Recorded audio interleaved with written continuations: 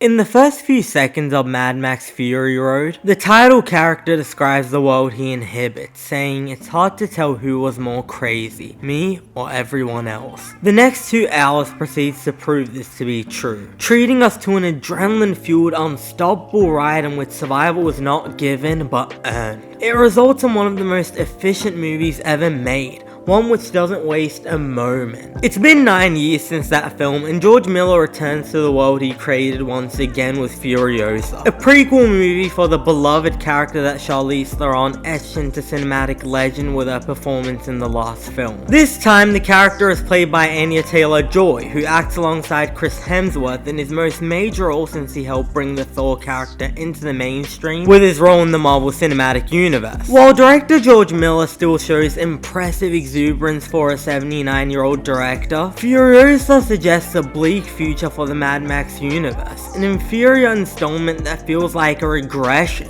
Not because it goes back in time to focus on how young Furiosa became the Furiosa that we know, but because George Miller forsakes all the tricks which made the last movie a masterclass in action filmmaking. If Fury Road was the cinematic equivalent of downing one Monster Energy drink after one another before running a marathon, Furiosa feels more like receiving an energy drink through an IV drip. Though there are moments which utilize pounding music and visuals to create a feeling of adrenaline, the movie does not manage to successfully and consistently create a sense of adrenaline and excitement that it can sustain throughout its runtime. Though this is an issue that becomes progressively better across the 2.5-hour runtime, you only get one chance to make a first impression, and if screen time was a natural resource, the first 50 minutes of this film will be considered an egregious, unforgivable waste of resources. The first 50 or so minutes are frustratingly slow and doesn't deliver on the promise made to the audience in the trailers and marketing. Not only does Anya Taylor-Joy not appear, but Hemsworth's villain character is essentially the lead of this portion,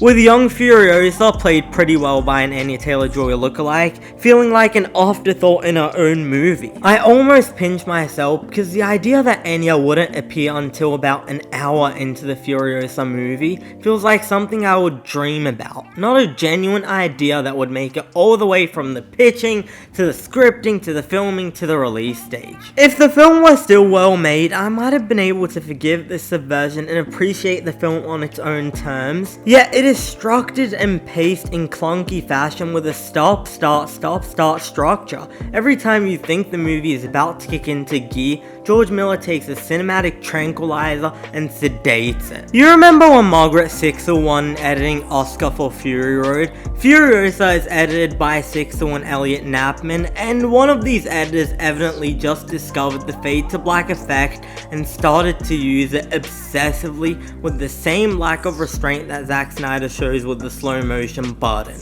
At a certain point, I expected the movie to fade to black just because Furiosa walked from one end of the room to another.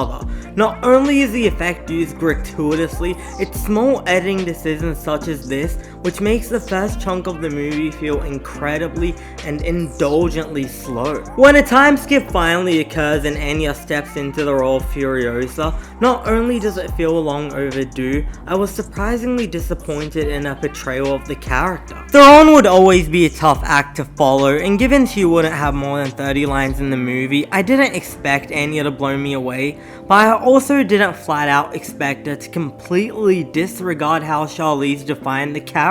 It's one thing to capture the essence of the character while still doing your own thing. I mean, say what you will about the movie, but Alden Ehrenreich did just that in Solo: A Star Wars Story. And then it's an entirely different kettle of fish to play a pre-existing character as if they've never graced the screen before, to the point of not even bothering to match the previous actor's accent. Like, since when was Furiosa British? To be fair, the look works and her physical acting works, but anytime she opens her mouth to talk, which thankfully isn't too many times, it's bad enough for me to feel like I'm watching cosplay. Then again, she isn't the only bad actor in the film, with Tom Burke delivering incredibly flat line after flat line after flat line. The fact that it takes an hour for an action sequence to occur is just absurd. I mean, can you imagine watching a comedy movie where there are barely any jokes until an hour? If we're being generous, this is an adventure movie at most, but more accurately, it feels like a well-built building movie, which isn't a real genre, but perhaps it should be. Yet George makes a strange directorial decision during the first set piece in which he directs an action scene which centers more on random nameless characters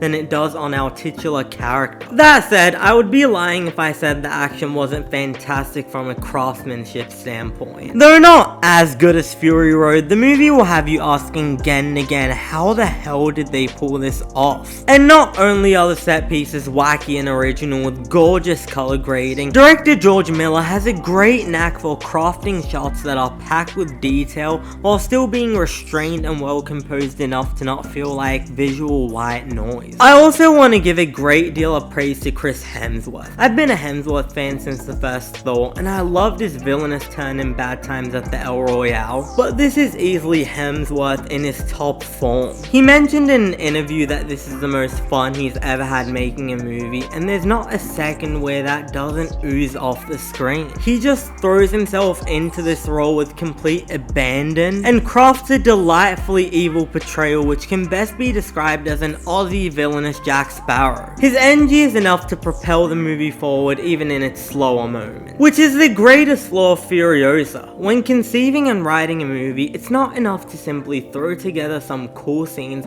and hope they mesh together well. A movie needs to be greater than the sum of its parts, and a writer must be able to look at the bigger picture and ask themselves, what is propelling this movie forward? What is the engine that keeps this movie revving? In Michael Mann's Heat, the engine is the cat and mouse chase between Neil and Vincent. In Whiplash, it's the increasing tension between Terrence Fletcher and Andrew Neiman. In Furiosa, it's, well, I don't know, and neither does the movie, which is a confused piece of storytelling which stops and starts far too many times to sustain anything resembling mounting tension or stakes. Creator George Miller has already written another Mad Max movie subtitled The Wasteland, set a year before Fury Road. My question to George Miller before he embarks on an odyssey to make another Mad Max movie is, do you have it in you to make it epic? Because if it's gonna be anything like this movie, I'm afraid the answer is no. I'm giving this one a 5 out of 10. Thanks for watching. If you enjoyed the video, please leave a like and hit the subscribe button. And if you've gotten the chance to watch Furiosa, let us know what you thought about it in the comments below. I'm Cinemike, and I'll see you next time.